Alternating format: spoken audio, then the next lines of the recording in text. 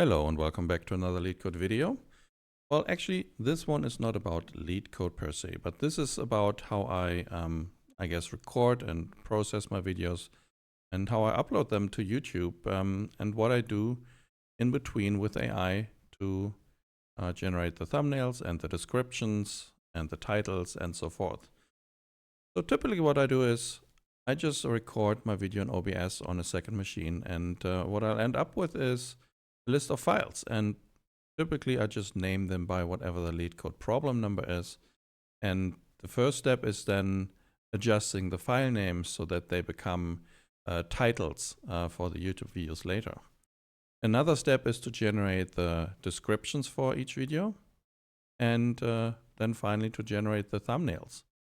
There was a time where I did all of this manually, and it was quite tedious and quickly took up to an hour a day, simply because ChatGPT is kind of slow, and then when it makes mistakes generating images, you have to retry until your browser starts to freeze because you have too many images in the current conversation. Then you need to start new and make sure that you have a good prompt so that you can actually continue without having to tell the AI from scratch what you really want your images to look like. So, well, for all of that, I actually wrote a couple of tools. Well, writing's maybe too much, but I vibe coded a couple of tools that do all these intermediate steps for me. So, for example, I found on GitHub a repository that contains all the LeetCode problem descriptions. Not descriptions, but the LeetCode problems, the categories, the difficulties, etc., and also their title slug. And here's the problem number in here. Should be, oh yeah, the key here is the problem number. So LeetCode, the first LeetCode problem is the two-sum problem. And I use this to translate my LeetCode problem numbers into proper, I guess you could say, proper formatted file names. So I have my make file here, and I also generated this. What it does, it allows me to, well, first I can make update, which will pull the latest version of the LeetCode descriptions from GitHub. If you're interested, this is where you can find that bunnyxt LCID repository. There you can find the JSON that contains all of these LeetCode problem description, and it's quite long. So it also gets updated frequently, so that's nice. So far, I've not run into any problems that weren't in. Now, the next step is then typically for me to make a description.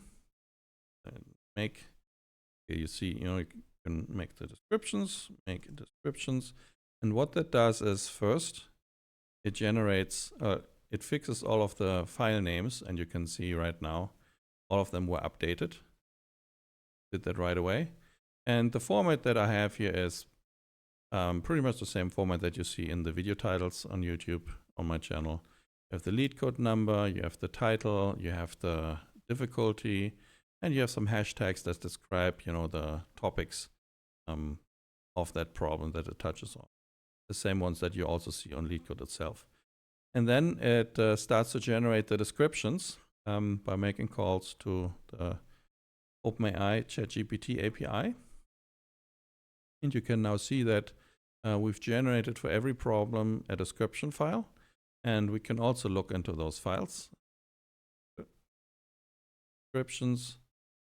And it's the typical format that I like to have, where it's just problem again, a 2-sentence description of the problem. I try not to give away the solution, but rather just describe the challenge and some default hashtags. And at the moment, I'm just using LeetCode solution and LeetCode and then the difficulty of the problem. I think I have an easy one here as well. Yeah, computing alternate strings. If I look at that, it's a LeetCode easy. And yeah, sometimes I decide that I pull in more of the hashtags that are currently in the title into the description, but that depends. But oftentimes that they're just too many, so I don't do that. Now, cool, so we've normalized all the file names. We've generated all the descriptions that go under each video. Now, the next step is to generate the thumbnails. And generating the thumbnails takes the longest time. It's probably also the most expensive part of calling the OpenAI API. And what I do is I have a folder here with system prompts. So for the description, for example, I have a prompt that tells me exactly, or tells the AI exactly what I want the description to look like, what not to do, some patterns, the structure, and all of those things. And yeah, this is all combined from stuff that I manually did before in ChatGPT. You know, all the do's and don'ts, everything is listed in here, guide the AI. And so far, I'm very happy with it. This is,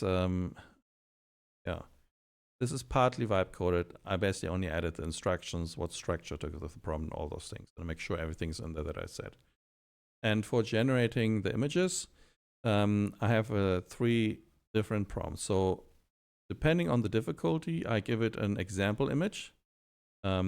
Easy has an example image that I post with my query. Medium has one, and you can see, you know, the easy ones are always green, the medium ones are always orange, and the red ones, the hard ones are always red. And each image has a props or some props here that kind of depict what the problem is all about. And yeah, so with that prompt, the ChatGPT, or it's I think it's called GPT-1. It's the model that is the multimodal model that can take text and generate images based on text, and also can take an image as an input, right? Which is what I do, because if I don't do that, I get completely different styles back. So by giving an example image, I ensure that it's consistent previous styles. And you can see it generated one image. So let's see. And yeah, so this is now a completely new image, and I have a look at it. Looks good. Okay, the props is it's all right.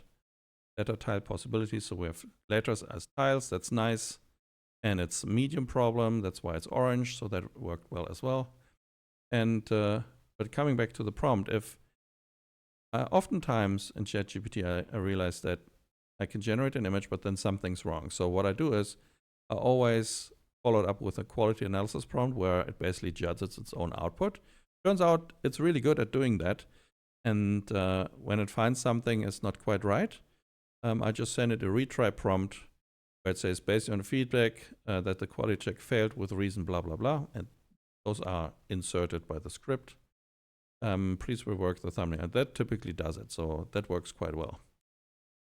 Yeah, so that's how I generate the thumbnails. And now we have the second one. Partition area such that maximum difference is K. It's still okay. It's not optimal, but you know, where I put the text, but still kind of fine. And it's style consistent, which is really important. So what I then do is typically I open an image in Photoshop, because it seems to be quite difficult for the AI to get the colors right. So they always fluctuate a little bit. So what I do is I have my reference image. I pick the background color behind the person, but I also pick the foreground color of the table. And then that's still a manual step that I have to do. And I basically fill in foreground. Oops, that was too much. What if I do the background? Also too much tolerance. So sometimes they're too close, right? So what I'll do is I'll just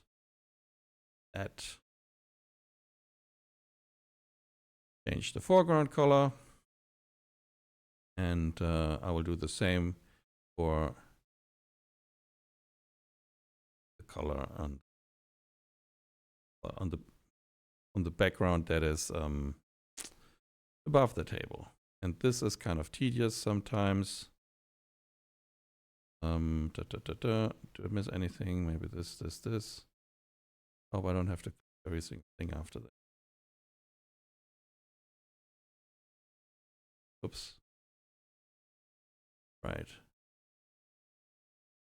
I don't see much change, so I think that should be fine. Still with foreground color.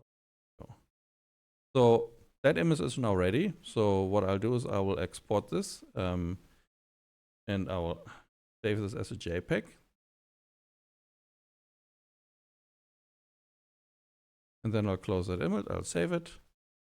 And when I go back to my folder, I can now see that I have a JPEG version of that particular image. And so this is a manual steps that I still have to do. But in the meantime, what I can do is I can pick all of these videos, and I can actually already upload them, right? Could have started with that upload right away. So does it do that? I want to switch to, there we go. So I'll just upload all of them. And then when they get uploaded, I will just paste in the description from my text files. I'll paste in the thumbnail, and then I'll just add it to one of the playlists that I have for the different categories of videos, right? So yeah, so that's pretty much it. And I don't know if that was useful or interesting or not.